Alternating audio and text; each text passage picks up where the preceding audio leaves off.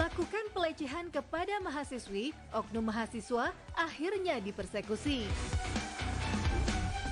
Dihantam badai salju di tengah lautan, mobil-mobil ini membeku sebelum sampai di tujuan.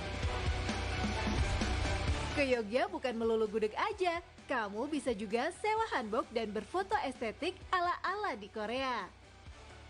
Itu semua ada di Spotlight hari ini ya Shop. Sekarang langsung aja kita lihat info yang pertama.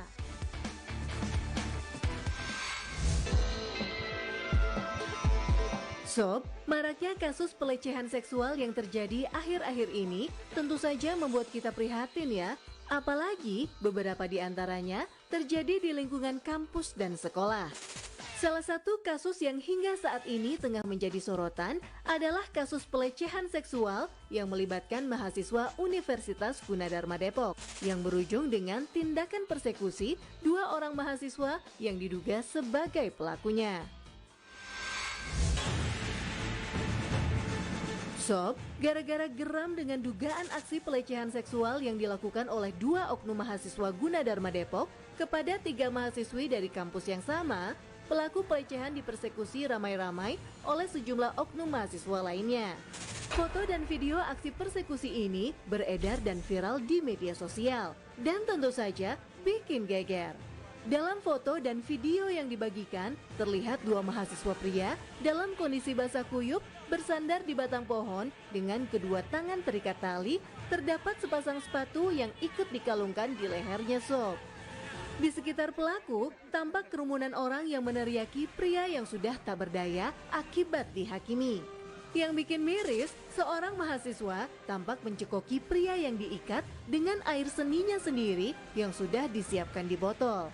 Bahkan, belakangan beredar sebuah foto yang menunjukkan kondisi pelaku yang telah ditelanjangi Sob.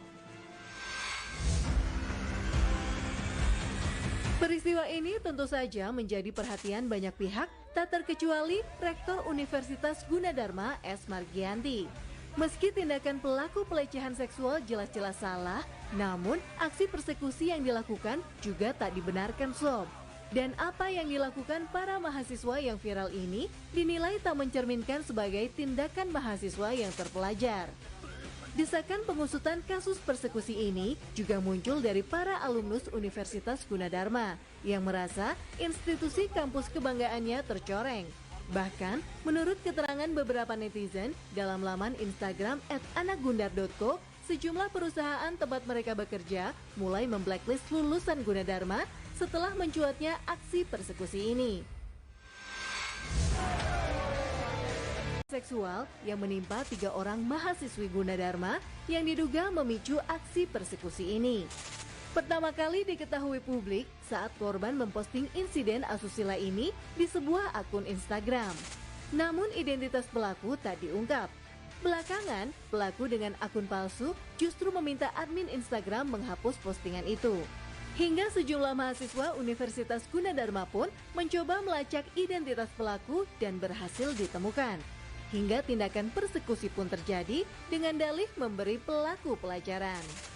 Aparat Polres Metro Depok yang menangani kasus ini menyebut peristiwa pelecehan seksual yang melibatkan mahasiswa Universitas Gunadarma Depok ini dilakukan pelaku di rumah kosnya di sekitar kampus.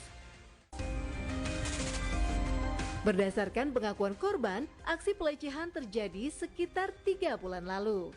Antara pelaku dan korban saling kenal, lantaran menempuh program studi di fakultas yang sama.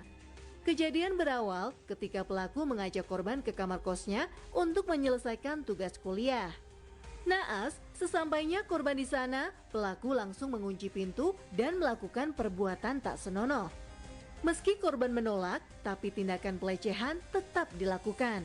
Belakangan, kasus pelecehan seksual ini telah diselesaikan secara restoratif justice atau keadilan restoratif. Penyelesaian ini ditembus korban karena merasa pelecehan seksual yang ia alami sudah lama. Dan korban juga sudah memaafkan pelaku. Hingga korban tidak mau memperpanjang masalah dan memilih damai. Polisi menyebutkan 3 mahasiswi korban pelecehan telah mencabut laporannya dan kasus pelecehan seksual ini telah ditangani oleh pihak rektorat. Sementara itu, menanggapi desakan publik agar mahasiswa pelaku persekusi juga ditindak, pihak rektorat berjanji akan melakukan penindakan administrasi setelah mengetahui secara jelas duduk perkaranya. Saat ini, Bidang Kemahasiswaan Universitas Gunadarma tengah melakukan pendalaman soal persekusi pelaku pelecehan seksual yang terjadi di lingkungan kampus ini, termasuk mendatangi korban pelecehan seksual untuk meminta keterangan terkait kronologi pelecehan yang dialaminya. Sob, kasus pelecehan yang melibatkan mahasiswa juga terjadi di Kota Gudeg, Yogyakarta. Seorang mahasiswa program studi hubungan internasional Fakultas Visipol Universitas Gadjah Mada dilaporkan atas dugaan pelecehan seksual terhadap sejumlah mahasiswi. Menurut Visipol Crisis Center atau FCC UGM, laporan pertama kali masuk pada tanggal 8 Oktober 2022 lalu. Dan saat ini, pihaknya tengah memproses laporan yang masuk, termasuk mendokumentasikan serta memverifikasi bukti-bukti yang diserahkan oleh korban. Yang bikin miris, korban pelecehan tidak hanya satu orang aja sob, dan rata-rata korban menerima pelecehan seksual baik secara verbal dan nonverbal, mulai dari unwanted touch atau sentuhan yang tidak diinginkan dan sexting atau aktivitas mengirim pesan atau gambar seksual. Tindakan asusila ini konon sudah berlangsung sejak terduga pelaku masuk kuliah, dan rata-rata tindak kekerasan seksual dilakukan di luar kegiatan kampus. Wakil Rektor Bidang Kemahasiswaan, Pengabdian kepada Masyarakat dan Alumni, Ari Sujito menyebut kasus ini masih ditangani pihak fakultas. Namun, kendati demikian, pihak universitas tidak akan lepas tangan dan akan melakukan pendampingan kepada para korban. Dan pihak kampus berjanji akan memberikan hukuman terhadap pelaku sesuai dengan tingkat kesalahannya. Aksi pelecehan serupa juga dilakukan oknum guru olahraga di sebuah SMP di Medan, Sumatera Utara, sob. Tak tanggung-tanggung, pelaku bahkan terbukti melakukan aksi pelecehan terhadap belasan muridnya, mulai dari memegang dada hingga memeluk korbannya. Para orang tua yang geram kemudian melaporkan kasus ini ke polisi. Terlapor berinisial LS diketahui telah melecehkan setidaknya 14 orang siswi di saat jam pelajaran sekolah dan dilakukan di ruang baca hingga kelas. Agar aksinya tak ketahuan, LS mengancam para siswi akan memberikan nilai buruk jika menolak dicabuli. Ancaman itu pun sempat membuat para korban ketakutan dan tak mau pergi ke sekolah, sob. Oknum guru cabul ini pun akhirnya ditangkap dan kini LS telah mendekam di sel tahanan Polrestabes Medan. Pelaku dijerat dengan pasal 82 ayat 1 dan 2 dengan ancaman pidana 15 tahun penjara, sob. Hukuman bagi pelaku juga ditambah sepertiga karena yang bersangkutan berprofesi sebagai guru. Sob, kasus pelecehan seksual yang terjadi di tanah air, apalagi terjadi di lingkungan pendidikan, memang jadi pekerjaan rumah yang berat. Selain di lingkungan sekolah atau kampus, Komnas Perempuan mencatat dari Januari sampai dengan November 2022 telah menerima 3.014 kasus kekerasan berbasis gender terhadap perempuan. Termasuk 860 diantaranya kasus kekerasan seksual di ranah publik, termasuk lingkungan pendidikan, komunitas, dan 899 lainnya terjadi di ranah personal. Kasus-kasus kekerasan seksual ini terungkap seiring dengan beraninya korban speak up atau berbicara mengenai kejadian pelecehan yang mereka alami. Seperti dalam kasus yang sempat menyita perhatian publik, yaitu kasus pemerkosaan yang terjadi di Pondok Tahfiz Al-Ikhlas, Yayasan Manarul Huda Antapani, dan Madani Boarding School Cibiru, Kota Bandung, Jawa Barat. Dalam kasus ini, pemilik sekaligus pengasuhnya, Heri Wirawan, melakukan kekerasan seksual terhadap 21 orang anak didiknya, hingga hamil dan melahirkan setidaknya 9 bayi. Kasus pelik ini akhirnya terungkap setelah para korban berani menceritakan kisah kelam mereka pada pihak keluarga.